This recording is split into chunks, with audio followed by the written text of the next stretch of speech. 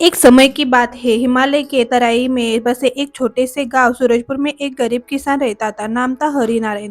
उसके घर में उसकी पत्नी गोमती, बेटा पिंटो और बेटी चोटी रहते थे। घर की हालत बहुत खराब थी। खेत छोटा था, बैल बूढ़े थे और बरसात भी कई सालों से ढंग की नहीं हो रही थी। एक दिन हरिनारायण बाजार से लौट रहा था। रास्ते में उसे एक बूढ़ी दादी मिली।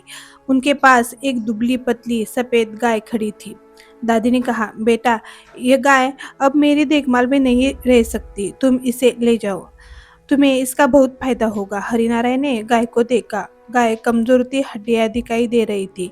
किसान बोला, दादी, मेरे पास तो उतना चारा भी नहीं कि इसे ठीक से खिला सकूं।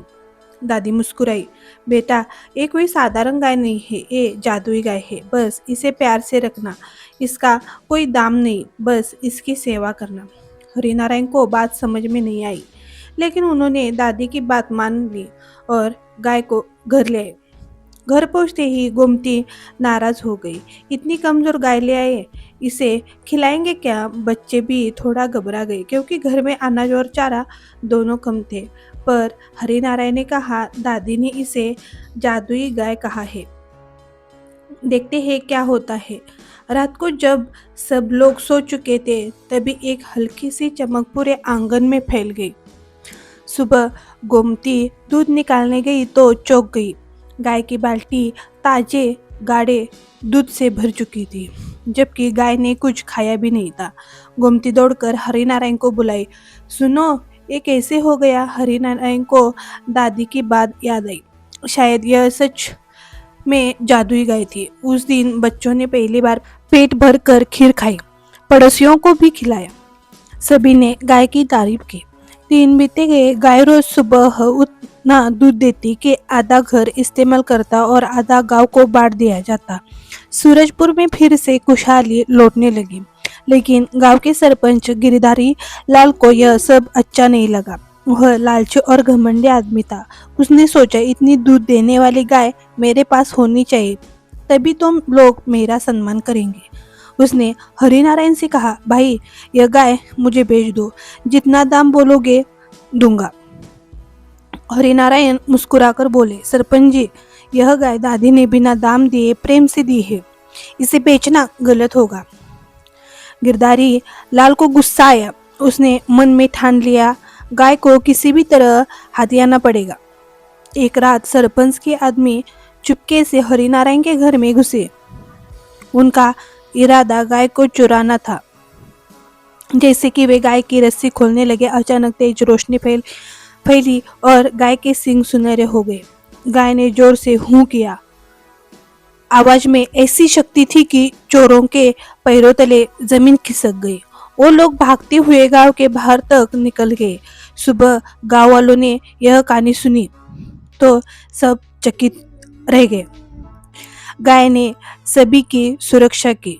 हरिनारायण ने बच्चों से कहा, देखो बच्चों, जादू से ज्यादा ताकत प्यार में होती है। ये गाय हमारी रक्षा इसीलिए करती है क्योंकि हम इसे प्यार करते हैं। उस साल बारिश फिर धोखा दे गई। तालाब सूख गए, खेत फट गए, किसान परेशान हो गए। किसी को समझ नहीं आ रहा था कि क्या करे। एक दिन गांव वालों ने हरिनारायण से कहा, भाई, तुम्हारी गाय तो चमत्कार है, क्या वो हमारी मदद कर सकती है? हरिनारायण ने गाय से पूछा, गौमाता, गांव संकट में है, क्या आप कुछ कर सकती है? गाय धीरे से आगे बढ़ी। नदी की सूखी धार के पास जाकर अपने पैर से जमीन कुरेदा। अचानक वहां से पानी की धार फूट पड़ी। स्वच्छ मीठा पानी। गांव वाले खुशी से नाचने लगे। गाय माता की जय। तालाब भरने लगे। फैसले हरी होने लगी। इस चमत्कार को देखकर गांव के सरपंच को बहुत शर्म आई। वह हरिनारायण के पास आया और बोला, भाई, मुझे माफ कर दो, मैं लालच में अंधा हो गया था। यह गाय सच में गांव की रक्षा करती है। हरिनारायण ने मुस्कुराकर कहा, सरपंच जी, गलती इंसान से ही होती है, पर सीखने वाला ही महान होता है। गाय भी सरपंच के पास जाकर उसके हाथ चाटने लगे। यह देखकर उसकी आंखों में आंसू आ गए। कई महीने बीत गए। गांव फिर खुशहाल हो गया। एक रात आंगन में वही बूढ़ी दादी फिर से दिखाई दी।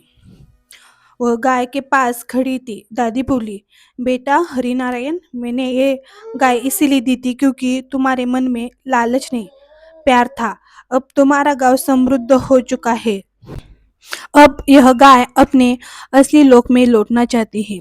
हरिनारायण और गोमती रो पड़े। बच्चे गाय से लिपट गए। गोमाता, आप हमें छोड़कर मत जाइए। दादी ने बच्चों के सिर पर हाथ रखा। बेटा, जादू हमेशा नहीं रहता, लेकिन उसका असर हमेशा दिल में रहता है। तुम लोग हमेशा ईमानदारी, प्रेम और सेवा में विश्वास रखना, यह असली चमत्कार है। इतना कहते ही गाय के शरीर से सुनहरी रोशनी उठी और वह धीरे धीरे आकाश में विलीन हो गई। दादी भी ओझल हो गई। गांव वाले देखते ही रह गए। ऐसी ही कहानी के लिए हमारे चैनल को सब्सक्राइब कीजिए।